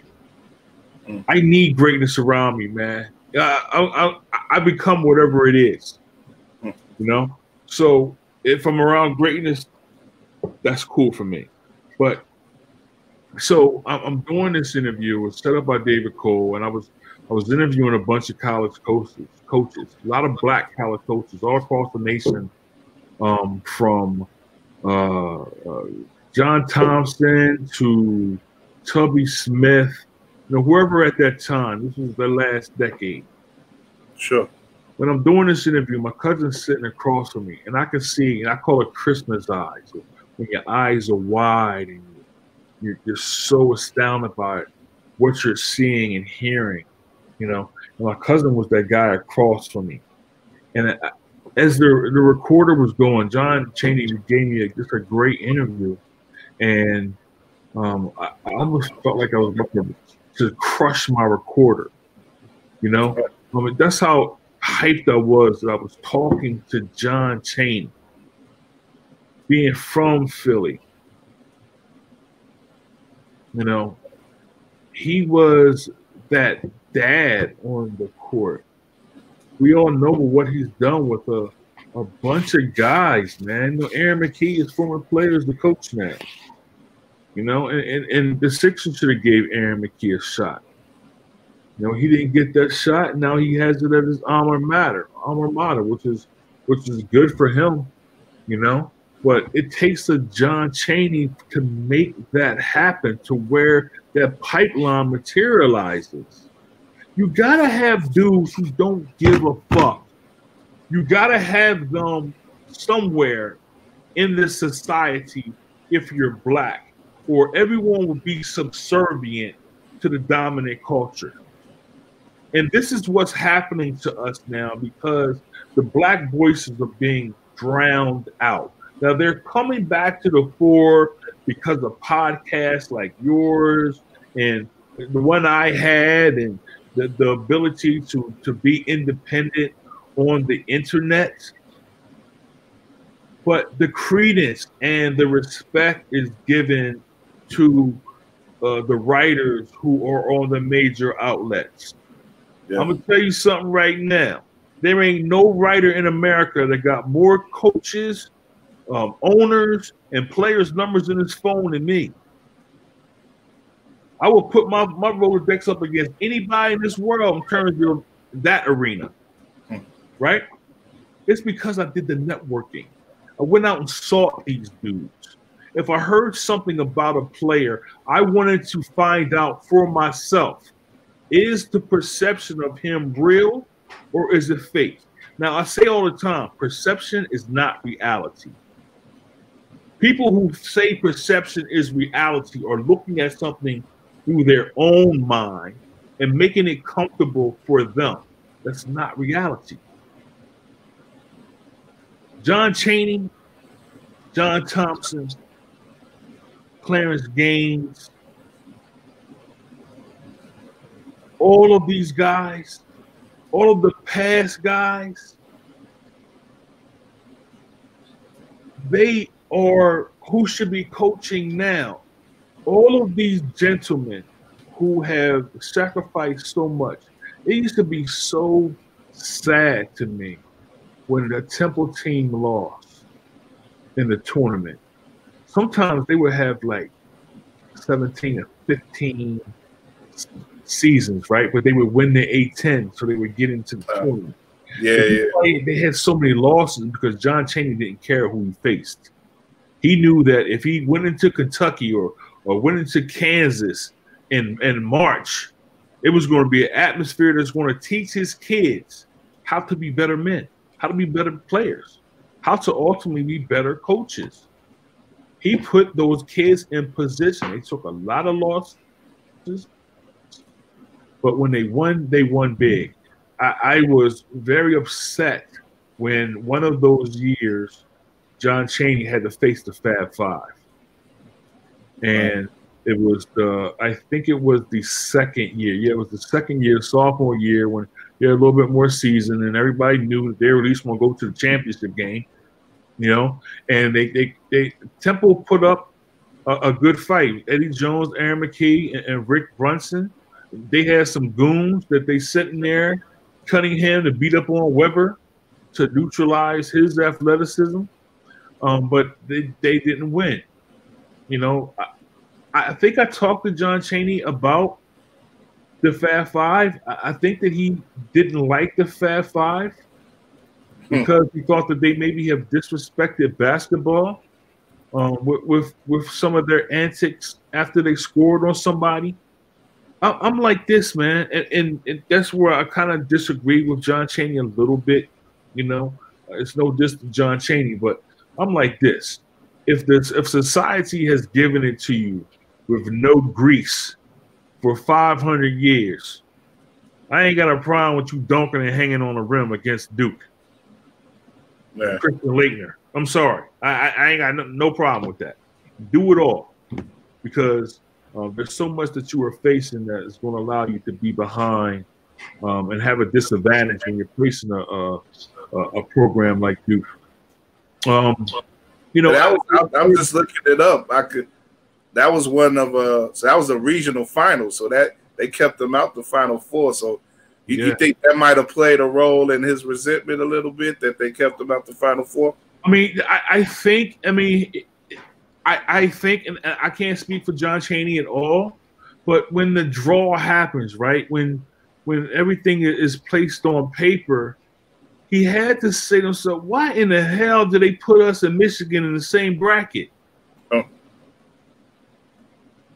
I don't know the seedings. I can't remember the seedings, but I'm thinking. I think they were 7 and Michigan was 3. Okay. And Michigan shouldn't even have been a 3. Right? They maybe lost 4 games that year, I think, maybe. Yeah. You know, and this is coming off a championship game as freshmen. So why were they a 3 seed? I think it was Carolina. It might have been Kentucky at 2.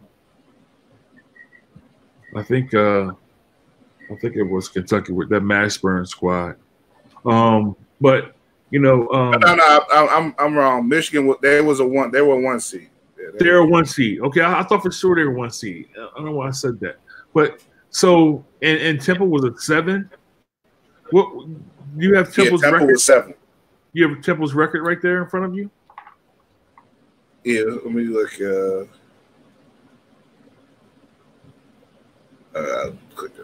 I'm on Sports Reference. They finished 20-13. 20-13. Yeah, that's a 7 seed. But I bet you that their strength of schedule was ridiculous. I can remember in 1987 when they had a great team with Mark Macon. They were 10th in strength of schedule.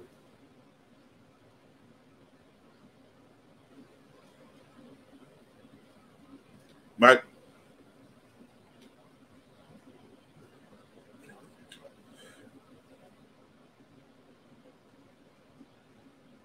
Mike, you good?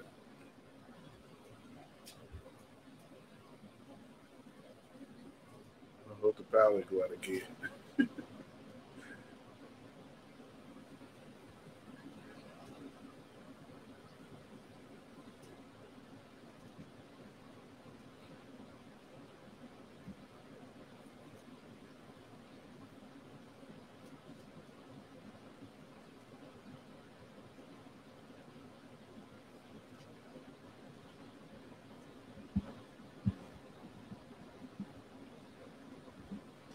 Wow.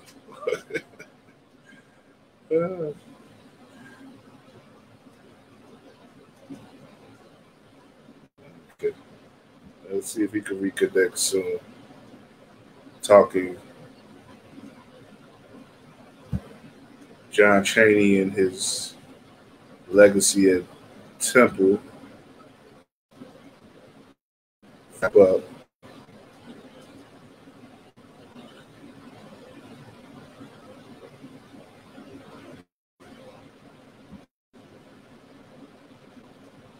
yeah, that was a 93 regional final. Temple 7th seed. Beat Missouri, Santa Clara, and Vanderbilt before reaching the West Regional against the top-seeded Fab 5 team.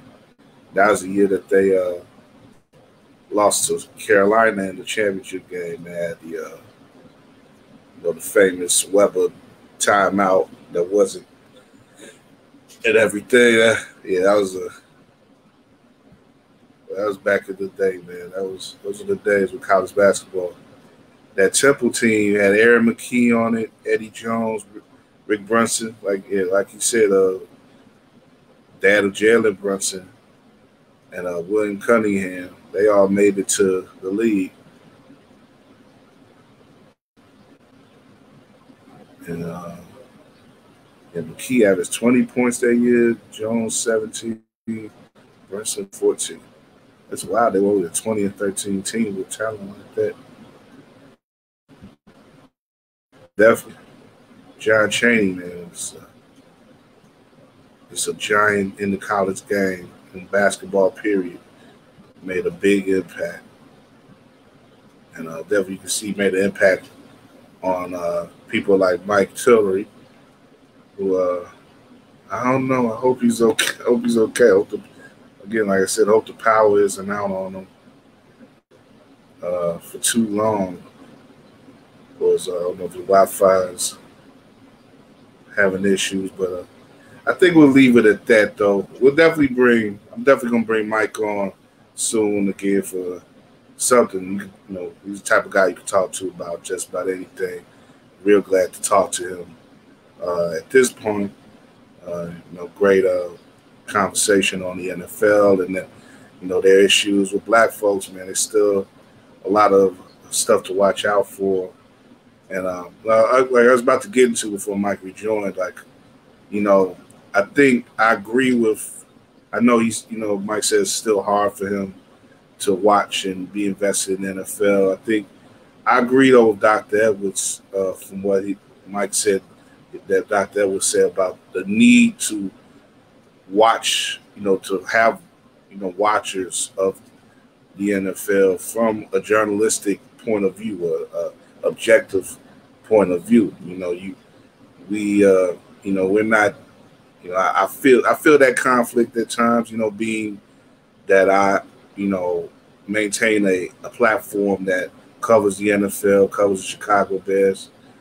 It's not always easy to deal with the hypocrisies and the the outright abuses at times that they seem to permeate through from the NFL. But you know, I think you have to have conscientious viewers, people who are watching the NFL as an institution, and calling it out on the shit.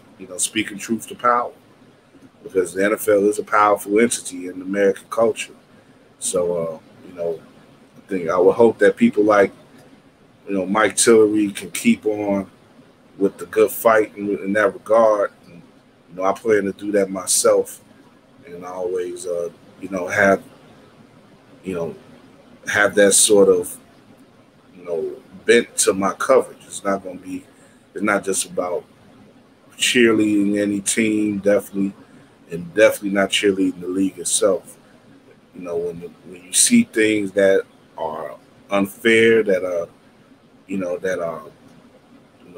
whether it's mismanagement or out and out racism, we need people out there to call the NFL and its member entities on that stuff. So that's why I fall in that regard. That's why I'm gonna keep up with the league and everything. I'm not, like I said, I still have my love for the Bears. I still have my affinity and everything. That's never gonna completely leave me. But even with the Bears, it's like, at a certain point, these franchises sort of beg you off of them. It's like with the things they do, they just, we definitely know if you looked at the coverage this year from War Media on the Bears, we called them out on just about everything. So it's like, when you have a franchise that ain't doing you right, like Mike said, it's like a woman who's cheating on you and you keep taking her back. It's like at some point, you gotta look at yourself and what you're doing to yourself.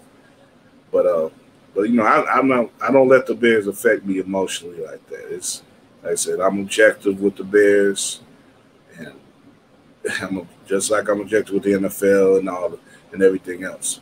But that's what it comes down to for me. Just be maintaining the standards as a man and as a journalist and as a black person. there's standards involved with all three that I'm not gonna let myself get played out. I'm gonna do things that I can do to shed light and to help inform those around me, those who rely on me for information.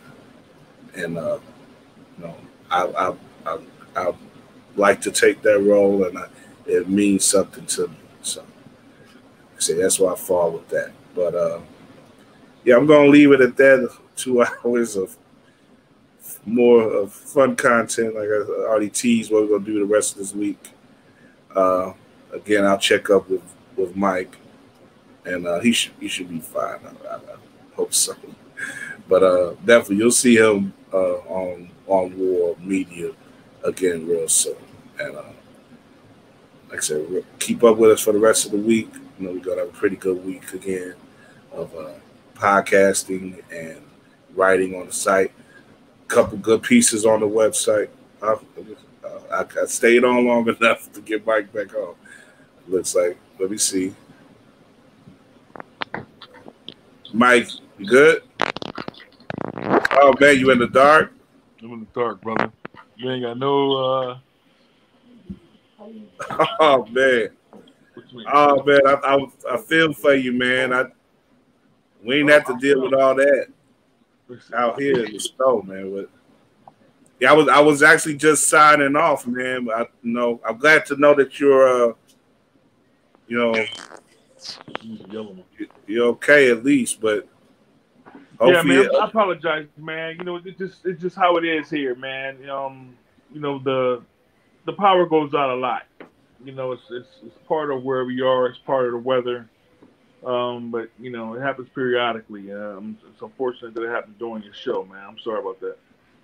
Oh man, I understand perfectly, man. But you know, like I said, I hope you maintain out there, man.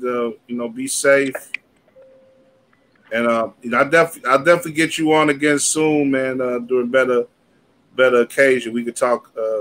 It's just great talking to you in general, man.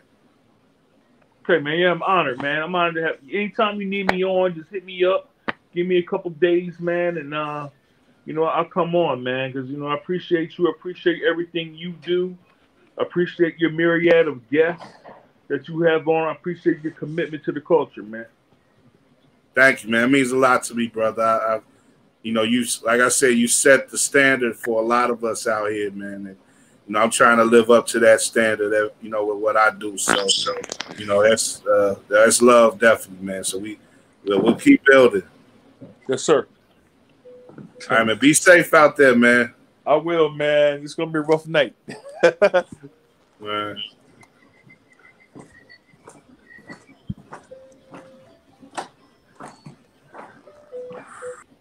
Yeah, that's it. Be safe out there. Everybody out there, out east, man. Take care of yourselves. Hope y'all maintain through this storm. I hope we don't see any more mess like we saw this weekend here in Chicago, man. I'm tired of snow, man. Oh, man. Every winter, you see it coming, but it's like when it happens, it's like, But, yeah, definitely, I say Mike is, still doing this thing. Mike is out there. Like I say, he's out there. If you want to reach him out there in Philly, I know we share quite a few friends. Keep him in mind, and make sure if you want to reach out, he's out there maintaining in the darkness. God no, but yeah, like I said, we'll be back Friday here on Facebook. Then we got shows tomorrow and Thursday on YouTube. So definitely give us a shout, show us some love, and we'll show it right back. All right. Talk to y'all later.